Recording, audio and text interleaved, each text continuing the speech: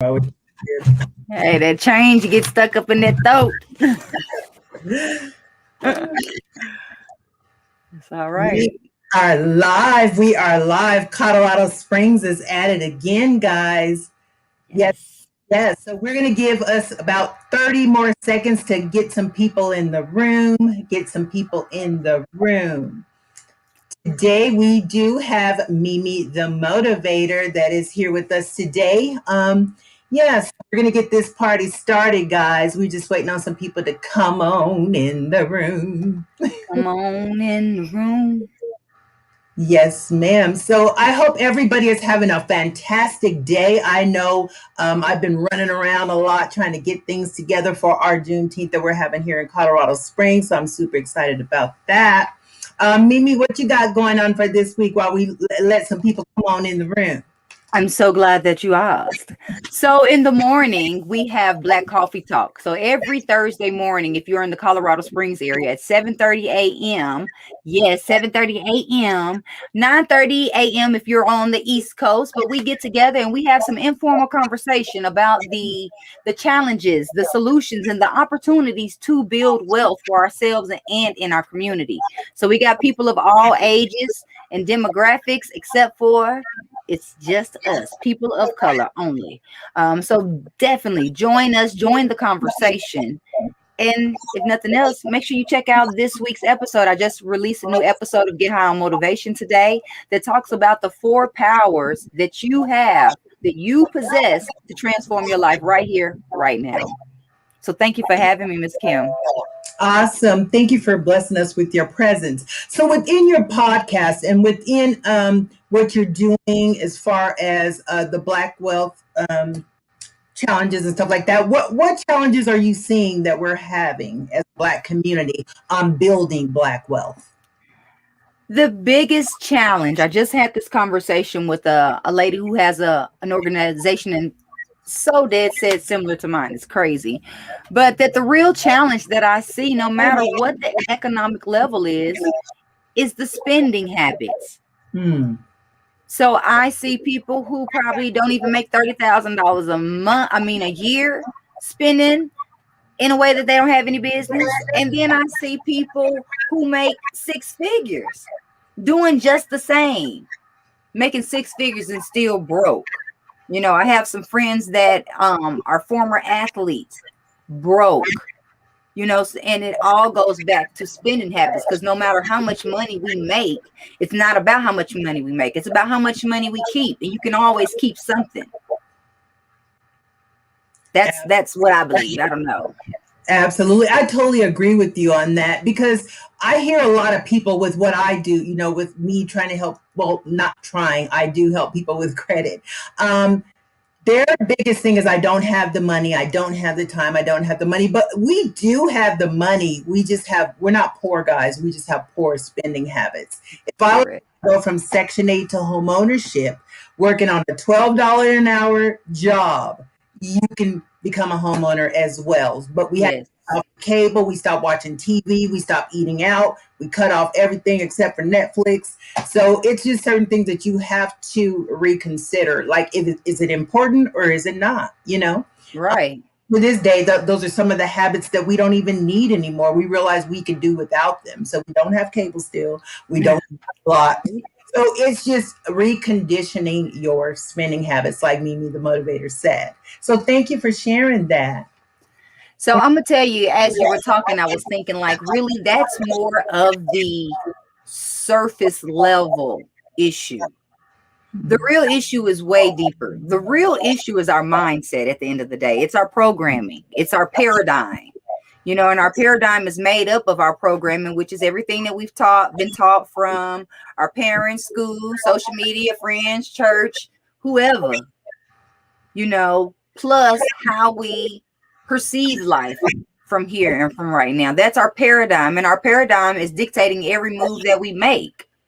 And a lot of this spending that we are doing is coming from a mindset of lack. It comes from, oh, I got some extra money. Now I'm going to go buy that thing that I used to couldn't afford. It comes from wanting approval from people. So we're going out and buying all these things so we can get approval from someone. Not because we really need the things.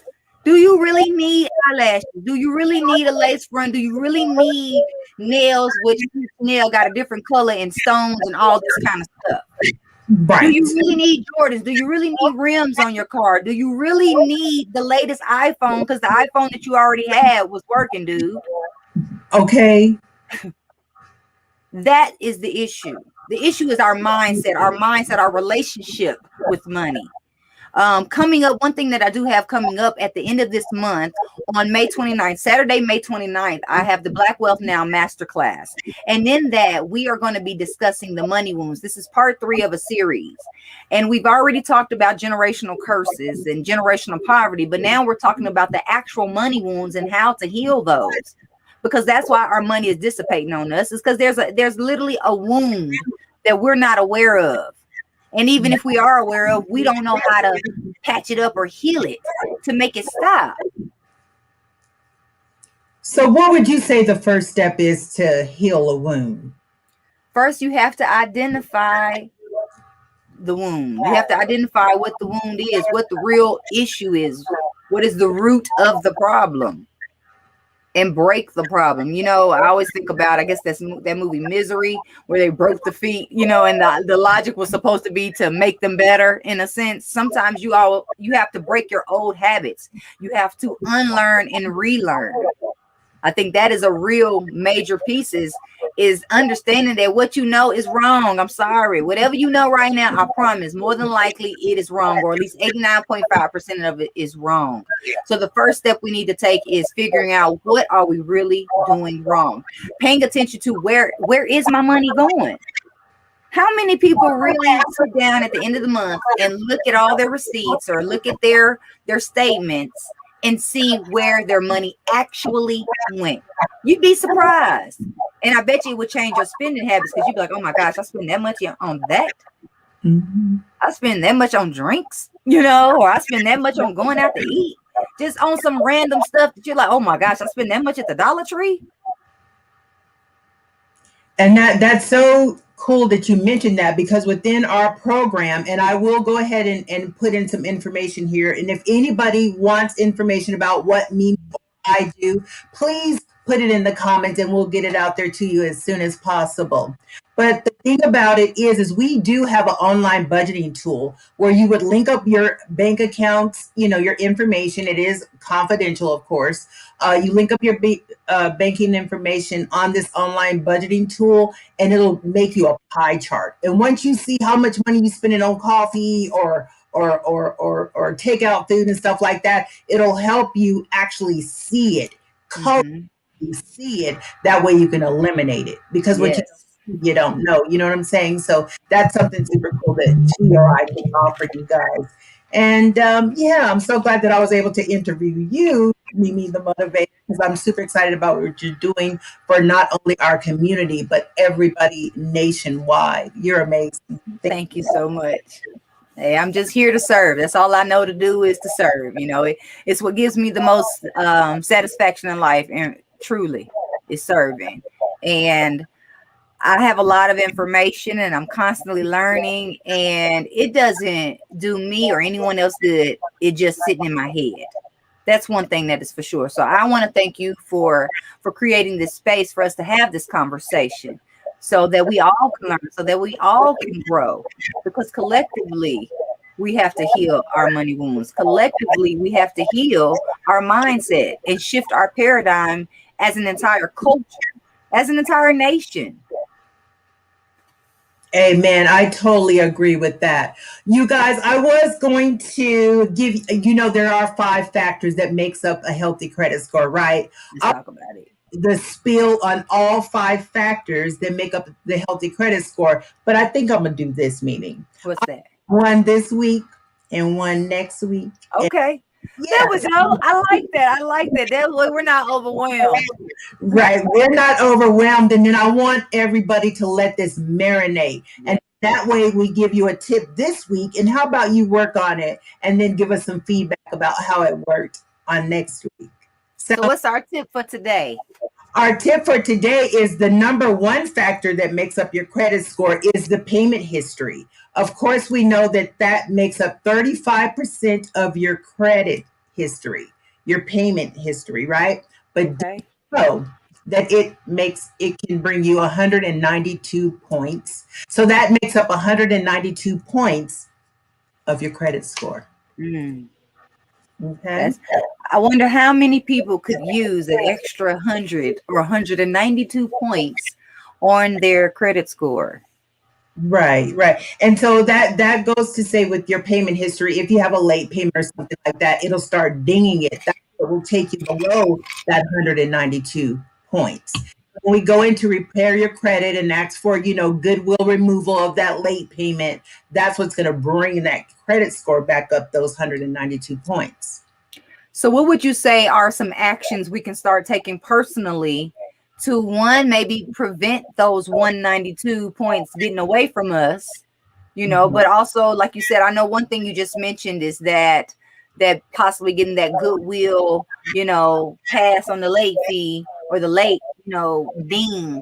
But what are some things that we can do now to prevent this in the future or going forward? Absolutely. My number one way that I help with the payment history is I put the things that are reporting to my credit bureau, like my credit card payments and stuff like that, on auto pay. Your minimum payment, at least, Mhm. the 15 or the $20 or the $38 or whatever, put those on auto pay. That way you know it's getting paid. And when you are able, then you can make a bigger payment. Yes. Your credit card payments, but definitely you want your credit card payment on auto pay. You want your mortgages on auto pay and your car payments on auto pay. That's a good idea. Use auto pay. I am definitely an advocate of auto pay because I am not the best at paying bills. I can have the money and I really don't pay attention to the calendar and I might be waiting for the day, and then the day is gone. And now I got a late fee. Like I was the queen of late fees. I don't know if any of you out there watching this live or watching the replay can relate. If you can relate to late fees, drop a comment in the box so I can know that I am not alone because I am the queen of late fees and it drives me nuts. But what has definitely helped me with that tremendously is being on auto pay. So that way I don't have to worry about it. I just got to worry about making sure there's some money in the bank. Amen, amen. And you get hit with those late fees. That's what, $35 a whop or whatever. That's a lot of money. And now I remember back in the day they used to give us a grace period, but you could be one day late on your credit card and they're going to charge you that late fee. Here's Yeah. tip real quick, guys. If you did acquire any late fees or late payments between March of 2020 during the pandemic, and I believe it's September of 2020, let us know. Or you can actually call your creditors, let them know that you were affected by the pandemic, which we all were, and have them remove those late fees and those late payments so that we can get it corrected on your credit bureau. That was by law; those are to be forgiven. So once you tell them you were affected by COVID, they will remove those. It's the law. Hello, Shalonda Lee. How are you doing? Thank you for tuning in to Wealth Wednesday with Mimi, the Motivator, here in Colorado Springs. Thank you, sis. But yeah, so I hope everybody found these tips valuable and be sure to tune in with us tomorrow. Tell them where to tune in at. So you want to go to Eventbrite and we will put a link in the chat box. You want to join us for Black Coffee Talk. It is happening every Thursday during the spring at 7:30 a.m. Mountain Time, 9:30 a.m. Eastern Time. We have informal conversation. It's just us talking about our own issues, our own possible solutions and opportunities to build wealth for ourselves, our families, and our community. So please don't miss out on this conversation. It's empowering and hey, I'll let Kim tell you what to expect from it.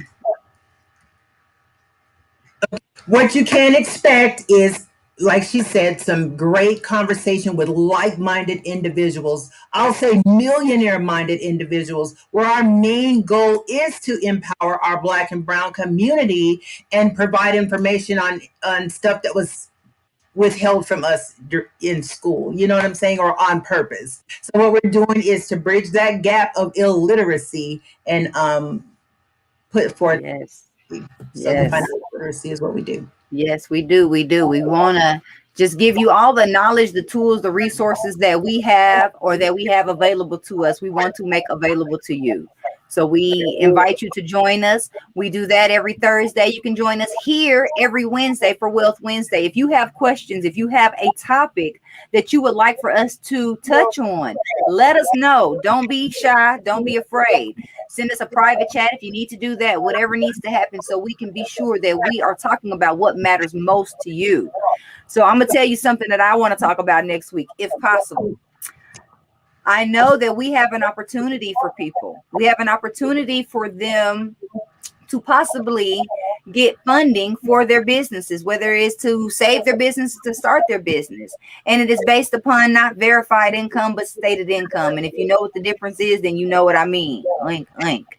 So I want to talk about that a little bit next week and how you can qualify for opportunities like this, because there is money out there. And you deserve it. You deserve to build the life and the business and the career and everything that you desire, because you deserve it. And this is a way. Don't allow all this funding to just go by and you not get involved. Get the funding that you need for your business, but please have a plan. Don't just be going out there and getting money and not have a plan of what to do with it. The money is the last part.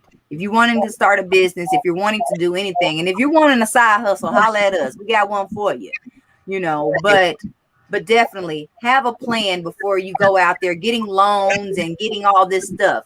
Even before you get your IRS tax refund check, know what you're going to do with it. Have a plan for your money. Don't be out here just frivolously spending. Invest in your credit. Invest in building your credit. Invest in repairing your credit. But most importantly, invest in the financial literacy that you need, so that way your money can grow. That way you can stop working for money and your money can work for you. And I'm And done. amen. And thank you for that. I totally agree with everything you just said. So, yeah, definitely get with us. Here is the information for tomorrow morning. So, yeah, check us out in the morning, and also check us out every Wednesday night, 6 p.m. Mountain Time, for Black Wealth Wednesday. You guys have a Yes. good night.